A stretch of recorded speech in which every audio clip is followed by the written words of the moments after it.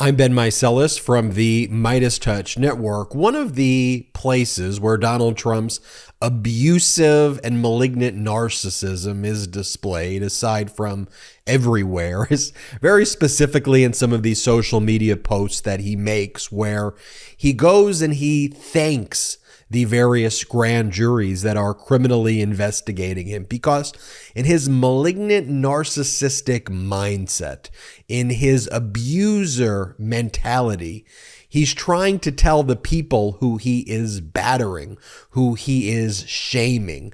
He tries to say, well, I love you. You're going to do the right thing. You're the greatest. Thank you so much. And then when they don't do what he wants, he then basically commands his cult followers to take action against them. I'll show you the most recent post that he made, and then I'll show you one that he did last month that's actually quite similar, where you can see the pattern here. So this is what he posted earlier in the day on his social media platform. He goes, "I have gained such respect for this grand jury, and perhaps even the grand jury system as a whole.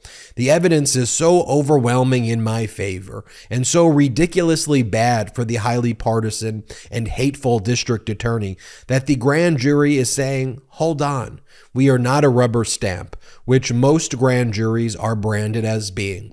We are not going to vote against a preponderance of evidence or against large numbers of legal scholars, all saying there is no case here. Drop this sick witch hunt now." You see the malignant narcissism. You see that abuser mentality saying, I love you. Now stop that witch hunt now. That's what's going on there. And by the way, absolutely nothing is true here in this statement. The grand jury is not saying, hold on, we need more time. All of these legal scholars are giving us this information. No. In fact, the only witness that Donald Trump put before this grand jury in New York, Robert Costello, who brought 300, 400 documents with him that he wanted to go through with the grand jury. The grand jury only asked for a handful of documents for Robert Costello. They didn't care about his presentation. And Michael Cohen, who was there to be a rebuttal witness if he was needed to respond to Robert Costello's allegations, wasn't even called because Robert Costello's testimony wasn't damaging. There are no legal scholars speaking to the grand jury. They're not considering information that's not being presented to them. So this statement here that's being made is completely and utterly false. And let's face it, Donald Trump saying they're going to arrest me on Tuesday. They're going to arrest me on Tuesday. The district attorney is pursuing the district attorney's investigation. And when the district attorney decides to have a vote before this grand jury, there will be a vote and then a determination on a criminal indictment or not. There likely will be a criminal indictment. That's what all the evidence suggests, but that is what the process is. But you see his malignant narcissism there in full effect. Let's remember what he said last month in early to mid-February when the Fulton County special grand jury released their report, and the judge allowed just small portions of the report to be released. The introduction, the conclusion, and Section 8, which was just a small section that stated some of the witnesses that went before them lied and they would recommend perjury charges for those witnesses, but didn't list the specific witness's name. And the judge, Robert McBurney, who supervises the special grand jury in Fulton County, specifically redacted the other portions of the report to try and protect individuals whose names may be mentioned in the report that the special grand jury has recommended for criminal indictment, to try to give extra protection for their due process rights. And so people like Donald Trump, whose names are likely in the report as people recommended to be criminally indicted, those portions of the report were not released. And every indication is that the special grand jury in Fulton County recommended Donald Trump be criminally indicted.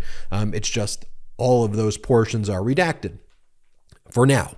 And here's what Donald Trump said after they released their report. He goes, Thank you to the special grand jury in the great state of Georgia for your patriotism and courage. Total exoneration. The USA is very proud of you. So you see the gaslighting there. You see the propaganda and disinformation technique. And so what he's also setting up, in addition to the malignant narcissism and abusive mentality that kind of fuels this, is that when ultimately the grand juries do not turn in his favor, he then says to his cult followers who are getting this misinformation, oh, there was a conspiracy. The grand jury loved me. I even said thank you to them. I congratulated them for their great work. I would never congratulate them for their great work if I thought they were going to criminally indict me. But then the deep state and George Soros funded prosecutors and the leftists and the rhino globalists, they all came and they convinced the grand jury to do the exact opposite of what the grand jury wanted to do.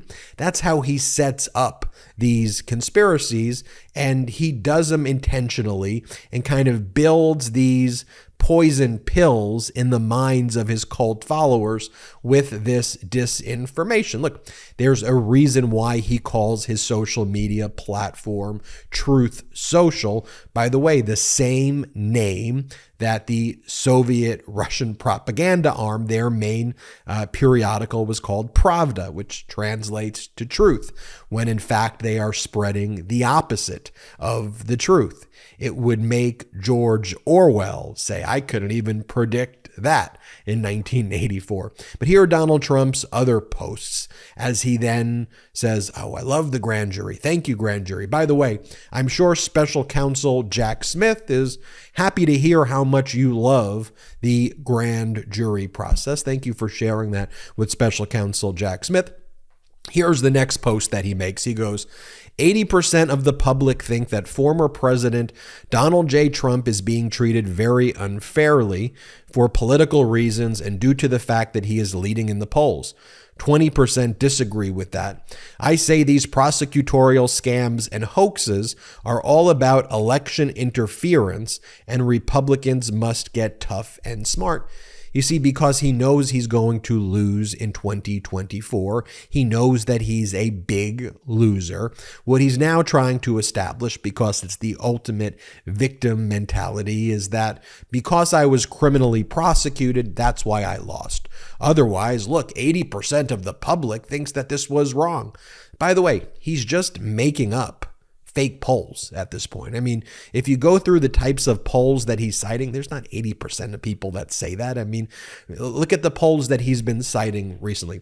He cites Twitter polls from right-wing fascist influencer accounts like this one called Cat Turd.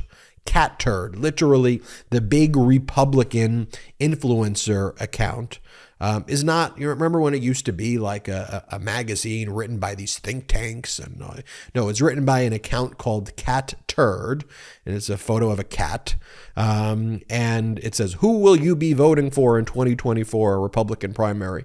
And then Donald Trump advertises the Cat Turd poll and says, new poll just out. And then all of the Trump-related political action organizations like MAGA War Room then goes, new poll results. Then they cite the Cat Turd poll as though it's some like legitimate and authentic poll. Again, just completely embarrassing and humiliating there. And then in this string of posts that Donald Trump makes, he reposts this from the weakest speaker of the House in United States history, Kevin McCarthy. And Kevin McCarthy posted this a week ago, but Donald Trump is reposting it now. You can see how his mind just kind of cycles through these thoughts, and he's just goes mad on his phone posting away.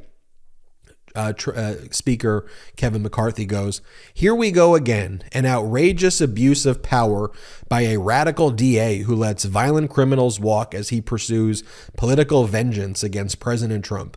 I'm directing relevant committees to immediately investigate if federal funds are being used to subvert our democracy by interfering in elections with politically motivated prosecutions. In other words, McCarthy saying that he wants to weaponize the House of Representative committees to interfere with local state prosecutor criminal investigations. It's the exact opposite of what federalism is.